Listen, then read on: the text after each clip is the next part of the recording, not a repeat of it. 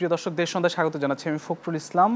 দুর্নীতি ও বাংলাদেশের রাজনীতি এই শিরোনামে আমরা আজ কথা বলবো। কথা বলার জন্য, আলোচনা এবং বিশ্লেষণের জন্য স্টুডিওতে দুজন অতিথি আছেন। আমি একটু শুরুতে পরিচয় করাতে চাই। আছেন রিয়াজুল কবির কাউসার, আওয়ামী লীগ নেতা, এবং আছেন মোশাররফ আহমেদ ঠাকুর, বিএনপি নেতা। দুজনকে স্বাগত জানাচ্ছি। দর্শক, আজকের অনুষ্ঠানটি আমাদের একটু শুরু করতে দেরি হয়েছে, জন্য দুঃখিত। সরাসরি আমরা একটু আলোচনায় যেতে চাই, যেহেতু খুবই সময় সংক্ষিপ্ত। রিয়াজুল কবির কাউসার, আপনার কাছে শুরুতে আসতে চাই। আমরা সম্প্রতি আসলে অনেকগুলো ঘটনা, দুর্নীতি ইস্যু, যেহেতু আমাদের শিরোনাম দুর্নীতি বাংলাদেশের রাজনীতি, সেক্ষেত্রে আসলে দুর্নীতির ক্ষেত্রে আশ্রয় প্রশ্রয়ের একটি ব্যাপার থাকে, নিশ্চয়ই আপনি হয়তো বলবেন, এবং কতটা থাকে, সেই সঙ্গে রাজনীতিকদের আসলে দায় কতটা দেখেনি আশ্রয় প্রশ্রয়ের জায়গায়। ধন্যবাদ আপনাকে, ধন্যবাদ সহ আলোচক, দেশ টিভির সন্ধ্যাবেলা যারা অনুষ্ঠান দেখছেন সবাইকে শুভেচ্ছা। সাম্প্রতিককালে বিষয়টা নিয়ে আলোচনা হচ্ছে, অনেককে আইনের আওতায় আনা হয়েছে, আলোচিত বিষয়। আমাদের দেশ থেকে দুর্নীতি নির্মূল হয়ে যায়নি। যেটা বিএনপি সরকারের সময় জঙ্গি ছিল, জঙ্গিও নির্মূল হয়ে যায়নি, কিছু কিছু আছে, নিয়ন্ত্রণ করা গেছে। আপনি কোশ্চেনে একটা কথা বলতে চেয়েছিলেন যে সরকারের কি অবস্থা। দেখুন, দুর্নীতি ব্যক্তিকেন্দ্রিক। কারণ একটা ব্যক্তি কোন অবস্থানে থেকে, যেমন যাদের নিয়ে আলোচনা হচ্ছে, তারা যখন দুর্নীতিটা করেছেন, কারোর সাথে শেয়ার করেছেন, ওই বিভাগের সাথে বুঝে নিয়েছেন যে আমি এই দুর্নীতিগুলি করছি, এই সহায় সম্পত্তি করছি, প্রপার্টি করছি। আমাদের বিষয় কি জানেন, দুর্নীতি এমন একটা বিষয়, যেই করুক কোনো না কোনো ক্লো থাকে, এবং এক সময় কিন্তু তাকে কোনো না কোনোভাবে আইনের আওতায় আসতে হয়, সেটা সে যেভাবে সেটা নেই। আর আমাদের বলার বিষয় হলো, আমাদের সরকার গত নির্বাচনী ইশতেহারে দুর্নীতিকে জিরো টলারেন্স ঘোষণা করেছেন। এবং নিশ্চয় আমি বলি একটু যে মাননীয় প্রধানমন্ত্রী কিন্তু দুর্নীতির বিরুদ্ধে শূন্য সহনশীলতার অঙ্গীকার করেছেন, এবং দুর্নীতি রোধে তিনি অনেক ব্যবস্থা নিয়ে থাকেন, কথা বলেন, এবং সরকারের উন্নয়ন নিয়ে কোনো প্রশ্ন নাই। সন্ধাতিকভাবে অনেক অবকাঠামোগত উন্নয়ন বলেন, অনেক ক্ষেত্রে অনেক উন্নয়ন হয়েছে।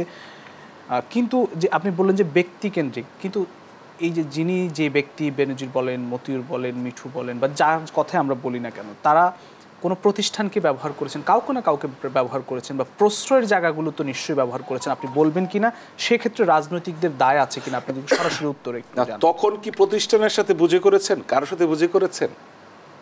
উনি একটা পদে ছিলেন, হয়তো পদের অপব্যবহার করেছেন, জি, যেটা আমরা পত্রিকায় দেখছি বা তদন্তে যেটা বেরিয়ে আসছে। তো আমাদের বিষয় হলো কি জানেন, যে সরকার এই যে পদক্ষেপগুলি, তদন্ত, মামলা, বিষয়গুলোতে অসহযোগিতা করছে কিনা, বা দুদককে পূর্ণ সহযোগিতা দিয়ে যাচ্ছে কিনা, এটা হলো বিষয়। কারণ দুদক সেটা পাচ্ছে বলেই কিন্তু যে কোনো ব্যক্তির বিরুদ্ধে যে কোনো সময়ে তদন্তে যাচ্ছে, মামলা করছে, তাদেরকে একটা ইয়ার মধ্যে বিচারের আওতায় আনছে। সেটি এখন নিশ্চয় হচ্ছে না, এটা দৃশ্যমান। কিন্তু আপনি যখন শুনলেন বা আমরা যখন জানলাম যে মতিউর রহমান মইনুল আহমেদকে ব্যবহার করে তার বদলি ঠেকাতে চেয়েছিলেন, তিনি সাবেক 2 অর্থমন্ত্রীর বেডরুম পর্যন্ত যেতে পারতেন, এগুলো কি মানে প্রশ্রয়ের জায়গা কিনা, এগুলো কি আইনের আওতায় আনা যাবে? দায় আছে কিনা, এই রেফারেন্সগুলো কি আইনের আওতায় আনা যাবে? আইনের আওতায় আনার কথা বলছি। কিন্তু আপনি যদি এই রাজস্ব মতুরের কথাই বলেন, জি, আমরা পত্রিকায় দেখেছি 12ই জুন তার ছেলের একটি ছাগলের বিষয়ে নিউজ হয়েছে। কিন্তু আপনি জানেন যে দুর্নীতি দমন কমিশন 4 জুন তার বিরুদ্ধে তদন্তের একটা সিদ্ধান্ত নিয়েছে। তার মানে কি পত্রিকায় আসার পর কি এটা শুরু হয়েছে? না। দেখেন, সব কিছু তো পত্রিকায় আসে না, পত্রিকায় অনেক কিছু অনেকভাবে আসে। না, তার বিরুদ্ধে মতিউর রহমানের কথা বলছেন তো, মতিউর রহমানের বিরুদ্ধে এর আগে 4 বার দুর্নীতির, তার অবৈধ সম্পদ অর্জনের বিষয়ে তদন্ত হয়েছে, ক্লিন সার্টিফিকেট দিয়েছে 4 বার। না, ওখানে অনুসন্ধান হয়েছে এর আগে। ওখানে যে ব্যাপারগুলো হয়েছে, ছোট ছোট 4টা ব্যাপার নিয়ে আলোচনা হয়েছিল, জি, ওটা থেকে সে মুক্তি পেয়েছিল। কিন্তু এবার আমরা যেটা দেখছি, তাই না, তার বেতনের সাথে, তার স্ত্রীর বেতনের সাথে তার অপর স্ত্রীর বেতনের, মানে সম্পদের যেটা, এটা যেহেতু তদন্ত দিনে আছে, সরকার তদন্ত করছে, তার ব্যাংক ফ্রিজ করেছে, শেয়ার বাজারের অ্যাকাউন্টগুলি ফ্রিজ করেছে, তাই না, এবং যতটুকু আমরা জানিছি সে দেশে আছে। সো আইন চলবে। দেখতে হবে সরকার এই কাজগুলিতে দুদককে সহযোগিতা করছে কিনা। এবার আসেন রাজনীতি, আপনি টেনে এনেছেন। দেখেন, রাজনীতিবিদদের দোষের অভাব নাই। হ্যাঁ, রাজনীতির দায়িত্ব আছেই। আমরা মনে করি আমাদের দলের পক্ষ থেকে আমাদের বারবার বলা হয়েছে আমরা কাউকে শেয়ার করব না। আপনি লক্ষ্য করে দেখেছেন, এই আজকের প্রধানমন্ত্রী জননেত্রী শেখ হাসিনার নেতৃত্বে আওয়ামী লীগ সরকার টানা 16 বছর রাষ্ট্র ক্ষমতা, উনি কিন্তু বিভিন্ন সময় উদ্যোগ নিয়েছেন, যেটা 2020 সালে শুরু হয়েছিল। আমাদের অনেক আওয়ামী লীগ নেতা কিন্তু মামলার আওতায় এসেছিলেন, অনেকে দুদকের আওতায় এসেছিলেন, বিচার শুরু হয়েছিল, করোনার সময় থেমেছিল। এখন এবারও কিন্তু শুরু হয়েছে এবং সরকার সেটাকে স্বাগত জানাচ্ছে, এটা চালিয়ে যান।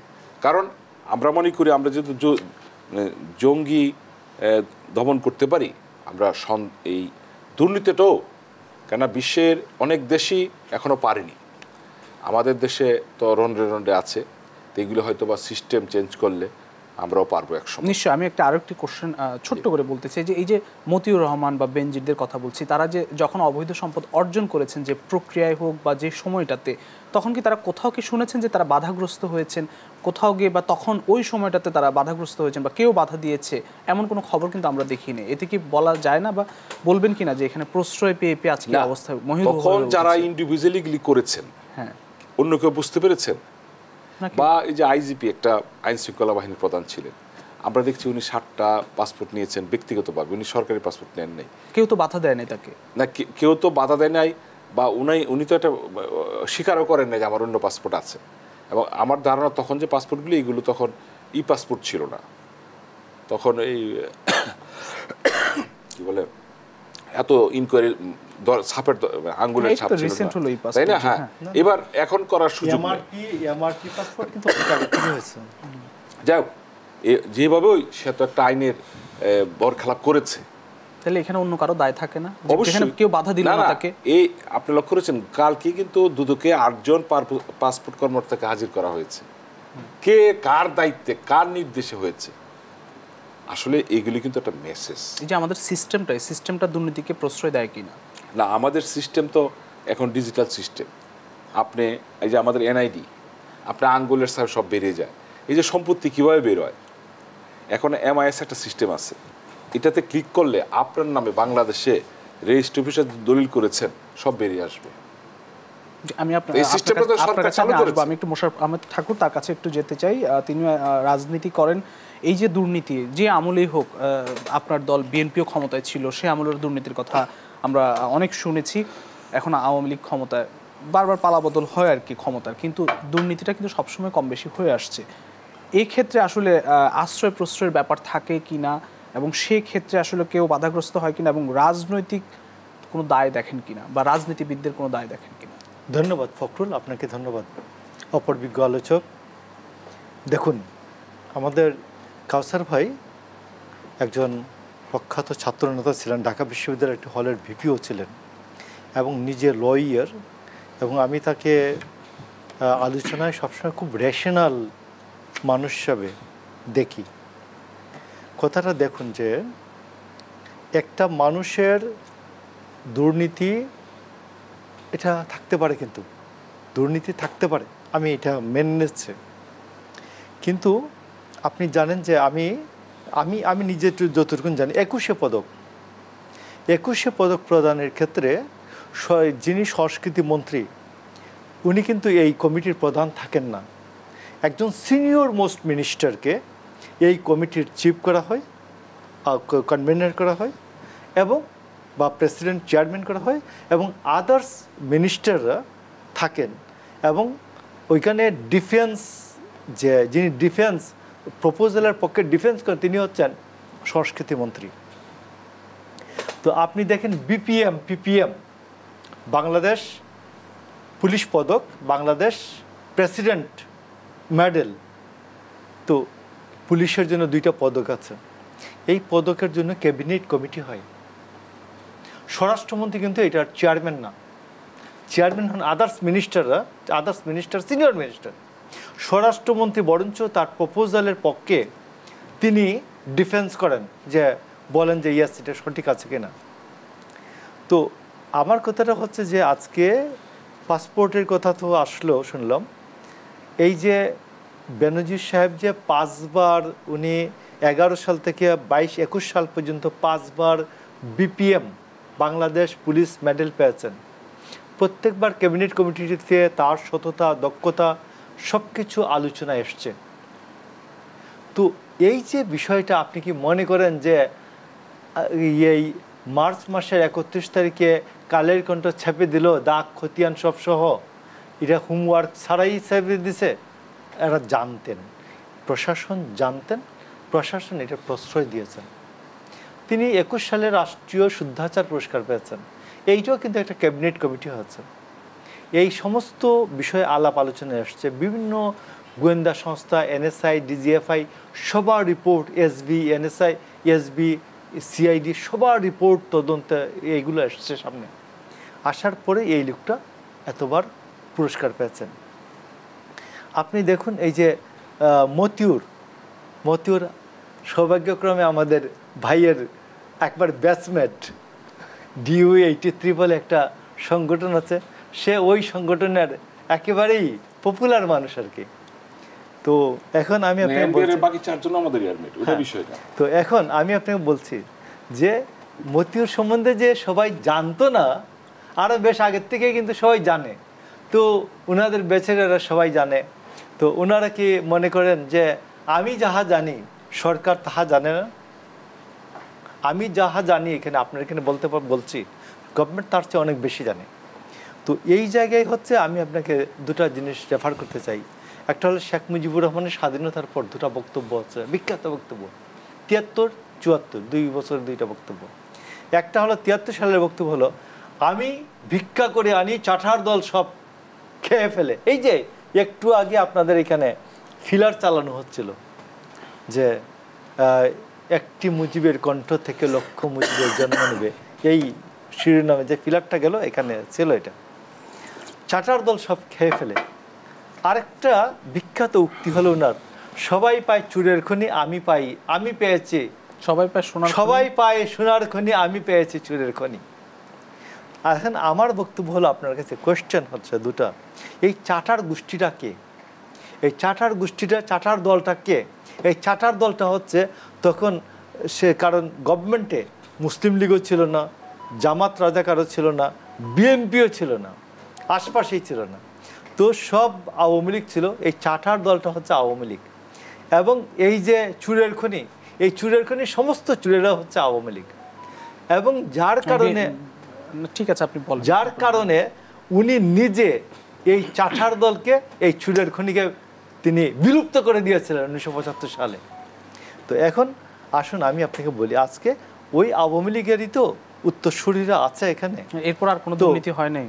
দুর্নীতি হয়েছে, বাট বেনজির তৈরি হয় নাই, আজিজ তৈরি হয় নাই, মতিউর তৈরি হয় নাই, অন্য নাম ছিল নিশ্চয়ই, বাট এই লেভেলের তৈরি হয় নাই। আমি আপনাকে বলছি, আমি আরেক জায়গায় বলছি, আমি মিনিমাম 7 জন আইজিপির নাম বলতে পারি একসাথে, আওয়ামী লীগের নাম হলেও 2 জন, 7 জন আইজিপির নাম বলতে পারি। এদের সম্মিলিত সম্পদ বেনজিরের 100 ভাগের 1 ভাগ নয়। এটা হচ্ছে মাত্রাগত পার্থক্যটা। তো এই জন্য আমি আপনি বলছি যে আপনি দেখেন আজকে ব্যাংক লুপাট হয়ে যায়, ব্যাংক নাই হয়ে যায়, ফার্মার্স ব্যাংক নাই হলো, আপনি পদ্মা ব্যাংক নাই হলো। আমি আপনাকে বলি 2001 থেকে 6 পর্যন্ত একটি ব্যাংক দেয় নাই সাইফুর রহমান, বলছে যে ব্যাংক দেওয়া যাবে না, এই জন্য ছোট দেশ, এই যে পরিমাণ ব্যাংক দেওয়া হচ্ছে এতেই যথেষ্ট। আপনি বিএনপির 91 থেকে 96 পর্যন্ত 2টা ব্যাংক দেওয়া হয়েছে, অথচ 96 থেকে 2001 পর্যন্ত মুড়িমুড়কির মতো ব্যাংক দেওয়া হচ্ছে। এবং 2008 থেকে 2020 পর্যন্ত বা এখন 23-24 পর্যন্ত মুড়কির মতো ব্যাংক দেওয়া হচ্ছে। এগুলি, এটা হচ্ছে সমস্যাটা হচ্ছে এই জায়গায়। ব্যাংক আপনি রাজনৈতিক বিবেচনায় দিবেন, আপনি কাকে দিচ্ছেন তা দেখে নেবেন। আওয়ামী লীগ তা দেখে নাই। আওয়ামী লীগ সেটা শুধুমাত্র রাজনীতির বিবেচনায় ব্যাংক দিয়েছে, তার পূর্বাপর হিস্ট্রি দেখে নাই তো, এবং ফিজিবিলিটি ভায়াবিলিটির বিবেচনা করে নাই। এই জায়গায় হচ্ছে সমস্যা। আর না হলে সমস্যা কি?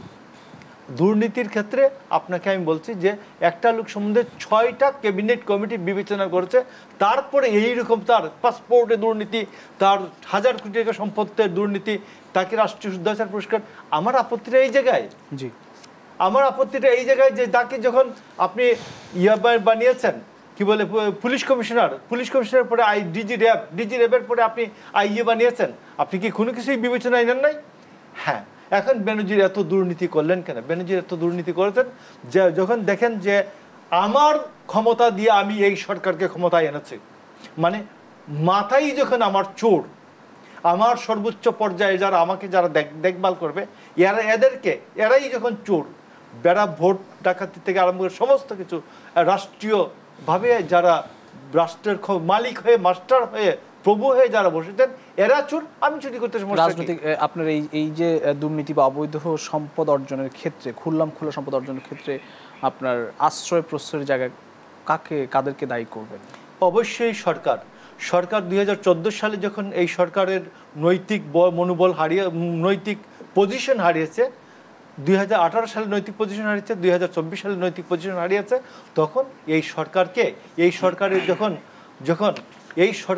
আইনগত ভিত্তি, এই সরকার যখন ন্যায্যতার ভিত্তি হারিয়েছে, তখন তার অধীনে যারা ছিলেন, তাকে যারা ক্ষমতায় এনেছেন এবং রেখেছেন, তারা এই সরকারকে তুরাই কেয়ার করেছে।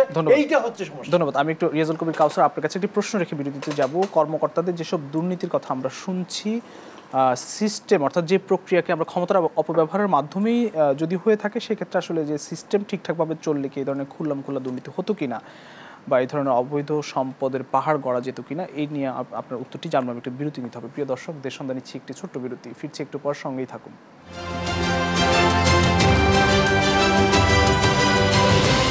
দেশ সন্ধ্যা আরও একবার স্বাগত জানাচ্ছি। আমাদের সঙ্গে অতিথিরা আছেন। আমরা আবারও যেতে চাই রিয়াজুল কবির কাউসার, আপনার কাছে প্রশ্ন রেখেছিলাম, খোলায় দুর্নীতির জন্য সিস্টেম দায়ী কিনা, বা সিস্টেম ঠিকঠাকভাবে চললে এই ধরনের অবৈধ সম্পদের পাহাড় গড়া সম্ভব হতো কি না, সেক্ষেত্রে কি বলবেন? দেখুন, দুর্নীতিবাজদের কোন দল নেই, গোষ্ঠী নেই, রাজনীতি নেই। এদের কাজ হলো দুর্নীতি করা। সে রাজনীতিবিদ হোক, সে আমলা হোক, সে যেখানে থাকুক, কিন্তু তারা তো সেই জায়গা মতো একটা জায়গায় থেকেই যায় পদবিতে। আমাদের সরকার দুদককে শক্তিশালী করেছে ব্যবস্থা নেওয়ার জন্য। এখন কিন্তু দুদকের বারিন্দা অনেকেই যাচ্ছে। আমার ঠাকুরবাই একটা কথা ফাঁকি দিয়ে বলে ফেলেছেন জাতির পিতার বঙ্গবন্ধুর উদ্ধৃতি দিয়ে। তখন তো সবাই আওয়ামী লীগ করতেন, পরবর্তীতে জাতীয় বটিতে বিএনপিতে গেলেন, জাতীয় বটিতে গেলেন, দল করলেন, নেতা হলেন, অনেক কিছু হলেন, তাই না? এটা বুঝতে হবে। তখন অন্য দল ছিল না। আর 70-এর নির্বাচন বলেন, 71-এর মুক্তিযুদ্ধ বলেন, সর্বদলীয় ছিল। নেতা ছিল একজন, জাতির পিতা বঙ্গবন্ধু শেখ মুজিবুর রহমান। জিয়াউর রহমান বঙ্গবন্ধু কিলিংয়ে ছিলেন, এটা আইনে এসছে, আমি ওইদিকে যাব না। আমি যে প্রসঙ্গ আনতে চাই, এবং জিয়াউর রহমানে কিন্তু 3 বছরের মাথায় মারা গেলেন, 81 মারা গেলেন। মারা যাওয়ার পর আমরা কি দেখলাম? তার সেরা সুটকেস, সেরা গেঞ্জি। আমি শুধু একটা কথা বলতে চাই, উনি তো অনেকের কথা বললেন। আজকে তো ওনাদের নেতা, বিএনপির নেতা তারেক রহমান, ওনার এই 10 জন দরকার নেই, তুই তারেক জি এই জানাফ, এই বাক্স কোথায় পেলেননি? সেই তো শুরু। এই জন্য দলটা আজকে দাঁড়াতে পারছে না। আজকে যে লন্ডনে বসবাস করেন, কোথায় বসবাস করেন? পৌষ এলাকায় থাকেন। উৎসটা কি? ইউকে গভর্নমেন্ট তাকে ভাতা দেয়, তাকে রেশনিং দেয় না, সোশ্যাল সিকিউরিটি দেয় না। দেখুন, বুঝতে হবে, আজকে জাতির পিতা বঙ্গবন্ধু কন্যা জননেত্রী শেখ হাসিনা টানা 16 বছর রাষ্ট্রীয় ক্ষমতায় আছেন, আগে 5 বছর ছিলেন। ওনার বিরুদ্ধে আজ পর্যন্ত কেউ 1 টাকার দুর্নীতির অভিযোগ আনতে পেরেছেন? ওনার পরিবারের বিরুদ্ধে আনতে পেরেছেন? তাহলে তো সাইল আপ করে ফেলতেন। বুঝতে হবে আমাদের মাথা ঠিক আছে। হ্যাঁ, অনেকে করছেন। আজকে অনেকেই বলেন, বিএনপিরা বলেন যে এনারা আওয়ামী লীগের লোক। আওয়ামী লীগ কি তাদেরকে ছেড়ে দিচ্ছেন? সরকার কি তাদের পক্ষ নিচ্ছেন? নো। লক্ষ্য করে দেখেন, আমাদের অনেক এমপি, মন্ত্রী, নেতা কিন্তু দুদকে আসছেন। এটা কিন্তু রাজনীতির একটা বিরাট পরাজয়, দুদকের নোটিশ পাও, তাই না? পরে কি হলো পরের বিষয়। এই যে আইনি প্রক্রিয়া আসলেন, তার মানে কি মেসেজটা? নোটিশ পেলেই হয়ে যাবে না, নোটিশ এটা তো একটা বিষয়।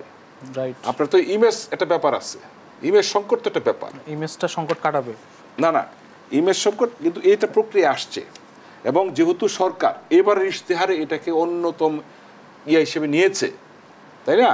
সো আমার ধারণা এই প্রক্রিয়া চলবে এবং সবাইকে আইন, হ্যাঁ আপনি একটা ভালো কথা বলেছেন। দেখেন, আমাদের অনেকগুলি সেক্টর কিন্তু ডিজিটালাইজেশন করা হয়েছে। আগে কে কোন ব্যাংকে টাকা রাখতো কেউ জানতো না। এখন গ্রামের প্রত্যন্ত অঞ্চলে ব্যাংকে আপনি টাকা রাখেন, আপনার নামে চলে আসবে। আমি ওই সিস্টেমের কথা বলছি না, আমি বলছি যে দুর্নীতির যে প্রক্রিয়াটি করে সেই প্রক্রিয়ার কথা বলছি, মানে যে প্রক্রিয়াতে করা সম্ভব হয়। দেখুন, দুর্নীতি একা হয় না, দ্বিপাক্ষিক সবার ইন্টারেস্টের ব্যাপার আছে, এইগুলো সতর্ক হতে হবে। এবং এইসব এই যে এখন যে আলোচনা হচ্ছে, আইনের আওতায় আসছে, আমার মনে হয় এইটা তো একটা মেসেজ যা আলটিমেট করতে পারবো, ঠিকতে পারবো না, ধরা পড়ে যাবো। এই দেখেন, ওই যে আমাদের ডাক মন্ত্রী, উনি কিন্তু পোস্ট অফিসে টাকা ধরে ফেলেছেন, যে আপনারা তো মিলে মিশে 51 কোটি টাকা গায়েব করে ফেলেছেন। উনি কিন্তু দুদকে পাঠিয়েছে, ওনাদের ব্যবস্থা নেন। তার মানে কি, পার পায় নাই, অবলোক তো করে নাই, পার পায় নাই। তা আমার মনে হয় সব জায়গায় এটা হওয়া উচিত। এখন আমাদের দেশ তো নিঃসন্দেহে এগিয়ে যাচ্ছে, তো এই যে দুর্নীতির থাবা, এটা তো এটাকে দমে দিতে পারে, তা আমাদের তো হবে এটা থামাতে হবে। আমরা মনে করি হ্যাঁ যেভাবে বলা হচ্ছে সেটাও না, দেশ সুষ্ঠুভাবে চলছে বলেই তো দেশ এগিয়ে যাচ্ছে। হ্যাঁ, কিছু কিছু লোক দুর্নীতি করছে, এটা আমরা, এবং ধরাও পড়ছে। ঢালাওভাবে তো সবাইকে বলা যাবে না, করা যাবে না, তাহলে তো দেশ এই জায়গায় আজকে আসতো না। 66,000 কোটি টাকা বাজেট তো আজকে 7,93,000 কোটি টাকা বাজেট হতো না। এবং আমাদের যে মানুষের যে মৌলিক অধিকারের কাজগুলি তো দৃশ্যমান হচ্ছে, যেটা আমরা 75-এর আমি আপনাকে একটু শেষ প্রশ্নটি করতে চাই, কারণ আমরা শেষ পর্যায়ে আছি। দুর্নীতি দেশের অর্থনীতি বা দেশকে কতটা ক্ষতিগ্রস্ত করছে, কতটা গ্রাস করছে দুর্নীতির কারণে। আমি একটু পরিসংখ্যানও বলতে চাই। জাতীয় আয়ের 3% ক্ষতি হয় প্রতি বছর, দেশ থেকে $12 বিলিয়ন, প্রায় $12 বিলিয়ন পাচার হয়ে যায়। এটি কতটা ক্ষতিগ্রস্ত করছে, এবং রাজনীতির উপরে সবসময় দায় চাপানো হয় বা রাজনীতিকদের আশ্রয় প্রশ্রয়ের কথা বলা হয়। শেষ কথা কি বলবেন? না, দায়টা কিন্তু শুধু রাজনীতির উপর চালে। আমি তো প্রথমেই বলেছি, দুর্নীতি যে করে সে দুর্নীতিবাজ। স্টিয়ারিং সিটে কিন্তু রাজনীতিবিদরাই থাকেন। এখানে রাজনীতির দোষটা চলে আসে। কেন লাস্ট সাইডে যেহেতু মন্ত্রী মহোদয় দেন, মনে করেন মন্ত্রী বুঝি দুর্নীতি করেছেন, কিন্তু এর আগে তো state secretary, DS, joint secretary হয়ে তো মন্ত্রীর কাছে আসে, একটা সিস্টেমে আসে। সো এটা বুঝতে হবে, কারণ অনেক সময় মন্ত্রী কিছু করার থাকে না, ফাইলটা এমনভাবে আসে উনি নাও করতে পারেন না, কারণ সব কিছু পজিটিভ করে নিয়ে আসেন। এবং আপনার লক্ষ্য আছে যে কিছুদিন আগে আমাদের অ্যাক্টিভ মিটিং মানে প্রধানমন্ত্রী ধরেছেন যে না, আপনাদেরকে ওই পর্যায়ে ধরতে হবে। এবং আমাদের সাবেক পররাষ্ট্রমন্ত্রী পরিকল্পনা বলেছেন যে এইভাবে আনেন, আমার কিছু করার থাকে না। তো এই বিষয়গুলো বিবেচনায় আনতে হবে, কারণ অবশ্যই দুর্নীতি দেশের উন্নয়নকে বাধাগ্রস্ত করবে। এবং দুর্নীতির টাকা, এই টাকা যদি বাংলাদেশে কাজে লাগতো, বাংলাদেশের মানুষ কাজ করতে পারতো, বাংলাদেশের টাকাটা আরও বেশি ঘুরত। এই টাকাটা বিদেশ গিয়ে আইডিয়াল মানি হয়ে যাচ্ছে, বা যারা এই দেশেও দুর্নীতি করে তাদের টাকা কিন্তু প্রপারলি ইউজ হয় না, একটা ব্ল্যাক মানি হিসেবে থেকে যায়, কাজে লাগাতে পারে না। কিন্তু এটা যদি একটা সাইকেলে আসতো, দুঃখিত, তাহলে আমি আপনার কাজ করার সুযোগ হতো এবং এটাতে দেশ অনেক কিছু পেত। তবে আমরা মনে করি সরকার যেহেতু উদ্যোগ নিয়েছে, দুদক যেহেতু মাঠে নেমেছে, এটা যদি সর্বক্ষেত্রে প্রযোজ্য হয়, এটার রিটার্ন অবশ্যই দেশবাসী পাবে। অসংখ্য ধন্যবাদ। আমি একটু যেতে চাই মোশাররফ আহমেদ ঠাকুর, আপনাকে দিয়ে শেষ করবো। আসলে দুর্নীতির দুষ্টচক্র কতটা দেশের অর্থনীতি ক্ষতিগ্রস্ত করছে, রাজনীতি মানে দায়ের জায়গায় রাজনীতিবিদরা আসলে কতটা দায় নিচ্ছেন, হ্যাঁ সেটি যদি আপনি বলেন। আমরা যে জায়গাটা ছিলাম, আলোচনাটা যে পর্যায়ে চলছিল, কাউসার ভাই তারেক রহমানের নামটা না আনলেও পারতেন। আমি বলি দুজন মানুষের বিখ্যাত ব্যক্তির নাম বলি। একজন নাম হচ্ছে অমেরা গ্রুপের চেয়ারম্যান আজম জে চৌধুরী, আরেকজন নাম হচ্ছে ওয়েস্টমন্ড পাওয়ার এইটার চেয়ারম্যান কাজী তাজুল ইসলাম ফারুক, যিনি কেটিআই ফারুক নাম হিসেবে পরিচিত। একজন ট্রাক চাপায় নিহত হয়েছেন গত 15 বছরের সরকারের সময়ে, আর আজম জে চৌধুরী এই গভর্নমেন্টের সময়ে খুব আরামসে ব্যবসা বাণিজ্য করছেন। দুজনই অভিযোগ করেছিলেন প্রধানমন্ত্রী শেখ হাসিনা তাদের কাছ থেকে ঘুষ খেয়েছেন। আজমজেদ চৌধুরী বলেছিলেন আমার কাছ থেকে শেখ সেলিম সাক্ষ্য দিয়েছিলেন যে আমার কাছ থেকে আমি আজমজেদ চৌধুরীর কাছ থেকে চেকের মাধ্যমে ঘুষ নিয়েছি প্রধানমন্ত্রীর জন্য। আর কাজী তাজুল ইসলাম ফারুক নিজেই স্টেটমেন্ট করেছিলেন। তো এখন প্রধানমন্ত্রী যেদিন ক্ষমতা থেকে যাবেন তারপরে বোঝা যাবে ওনার বিরুদ্ধে কত হাজার কোটি টাকার না লক্ষ কোটি টাকার ঘুষ খাওয়ার অভিযোগ আসে। যে এই যে আপনি গত বছর আমি আপনাকে বলছি 23 সালে 39,600 কোটি টাকা বিদ্যুৎ খাতে ছিল। এই কি বলে বিদ্যুৎ খাতে তারা দিয়েছিলেন। তো সেইখান থেকে 32,000 কোটি টাকা শুধু দিয়েছেন, কি বলে ক্যাপাসিটি চার্জ দিয়েছেন।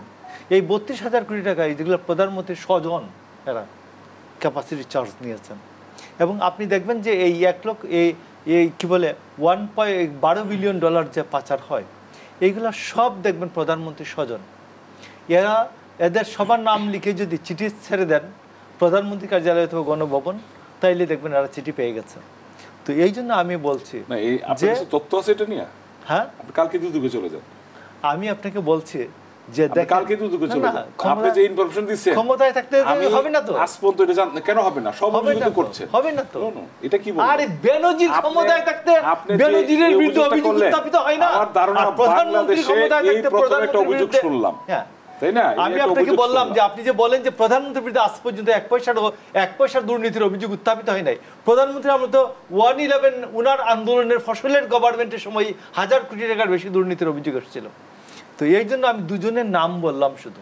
তো এই জন্য আমি আপনি বলছি যে মাথায় যখন পচন ধরে আজকে বাংলাদেশে দুর্নীতির এই যে খুল্লাম পরিস্থিতি, আপনি যে শব্দটি বলেছেন, এটা হচ্ছে 2014 সালে 153 সিটে দুর্নীতি, 153 সিট ভোট না করে 153 সিট নিয়ে যাওয়া। 2018 সালে যেখানে আওয়ামী লীগ 40 থেকে 45টা সিট পাবে কি বলে গোপন রিপোর্ট ছিল, তারপরে বলছে যে রাতে ভোট কেটে ফেলো। এবং 24 সালে যে অবস্থাটা হলো, এইটা হচ্ছে সমস্ত দুর্নীতির আশ্রয় প্রশ্রয়ের কেন্দ্র হচ্ছে সমস্ত আশ্রয় প্রশ্রয় এবং এই কি বলে এই যে ইন্টেনসিভ দেওয়া, এদেরকে যে সবাইকে যে উৎসাহ প্রদান করা যে দুর্নীতি আরো বেশি করে করো, এটা হচ্ছে এই তিনটা সরকারের যে উৎস জন্ম, এই জন্মটাই তিনটা সরকার উৎসটাই জন্মটাই হচ্ছে এই দুর্নীতির উৎস। হাওয়া একটা গান ছিল প্রচলিত, এখন আর চলে না। আপনি যে অভিযোগগুলি বললেন, আমি আপনাকে অনুরোধ করব, আমি চ্যালেঞ্জ হিসেবে নিচ্ছি, এই অভিযোগগুলি থাকলে আপনি এই আগামী রবিবার অভিযোগ দাখিল করুন। আমি আপনাকে বলছি নালে এইভাবে এই মিডিয়াতে এইভাবে কথা বলবেন না। না 14 সাল বলবেন না, হাওয়া কথা বলবেন না। 18 সাল এবং 24 সালের যে নির্বাচন, এই নির্বাচনে সরকারের যে বৈধতার প্রশ্ন, এই বৈধতার প্রশ্নই এই সমস্ত কর্মকর্তাদেরকে দুর্নীতিতে উৎসাহ যোগাচ্ছে। এটা তো সংবিধান দিয়েছে। আপনারা একটা দল নির্বাচনে আসতে যাচ্ছে না, জনগণকে ভোটারকে ভয় পাচ্ছে, তাহলে কি সাংবিধানিক ধারাবাহিকতা দেশে নির্বাচন হবে না? আপনার স্ত্রীকে যদি আপনার ব্যর্থতা আপনার অন্যের উপর চাপাবেন, এটা তো হতে পারে না। দেশ চলে, আমরা থাকবো না, দেশ থাকবে, সংবিধান থাকবে, ক্রম থাকবে। আপনার স্ত্রীকে যদি 3টাই হলুদ শাড়ি দিয়ে বলেন 3টা হলুদ কালারের শাড়ি দিলাম, তুমি বাছাই করো, নির্বাচন করো, এটা যেমন নির্বাচন না, ঠিক তেমনি 2024 সালের আমি তুমি নির্বাচন না। 2014 সালের নির্বাচন না, আপনি কমিশনকে ভোট দিচ্ছেন, এটা তো হতে পারে না। 18 সালে আমরা এসে দেখছিলাম তো প্রধানমন্ত্রী বলছিলেন করেন না, নির্বাচনকে বিতর্কিত করার জন্য একটা ইস্যু, যেমন এখন খালেদার অসুস্থ ইস্যু বানাতে যাচ্ছেন, তখন চেয়েছিলেন নির্বাচনিক ইস্যু তৈরি করতে। দেখুন 12টা নির্বাচন হয়েছে, দেখেছেন, জনগণ একটা রায় দিয়েছে, এটা বুঝতে হবে। জনগণের পাশে থাকা দরকার ছিল। আপনারা যে কথাগুলি বলছেন, এইগুলির পক্ষে জনগণের আপনার সাপোর্ট আছে কিনা? 18 সালে নির্বাচন পুরোটাই করেছে পুলিশ, ঘোষণা দিয়েছে, বাংলাদেশের মানুষ জানে, বাংলাদেশের মানুষ এটা জ্ঞাত আছে। 30% ভোট রাতে, জনগণ থাকে না, ভোটাররা থাকে না, আপনার পার্সেন্টেজ ব্যাপার না। আপনার হলো সাংবিধানিক ধারাবাহিকতা নির্বাচন করতে হবে যথাসময়ে, যেটা 75-এর 15 আগস্ট দেখেছি, 1.5 বছর 3 বছর পর নির্বাচন হয়েছে। আপনারা এখন চান না 5 বছর নির্বাচন হোক, দেশে সাংবিধানিক ধারা বজায় থাকুক, এটা কি চান না আপনারা? নির্বাচনে আসতেন সাংবিধানিক আর ধারা আপনাদের আমরা গ্যারান্টি দিতে পারবো বিএনপিকে সাংবিধানিক ধারা বজায় রাখার জন্য আপনি 30% ভোট রাতে কেটে ফেলবেন, এইটা আপনাকে অসংখ্য ধন্যবাদ। আমাদের শেষ করতে হবে জনাব রিয়াজুল কবির কাউসার, দুজনকে ধন্যবাদ জানাচ্ছি। প্রিয় দর্শক, দেশ আজ এখানে শেষ করতে হবে। আবার দেখা হবে আগামীকাল একই সময় অন্য কোনো অতিথি নিয়ে। সে পর্যন্ত সবাই ভালো থাকবেন, সুস্থ থাকবেন। শুভ সন্ধ্যা।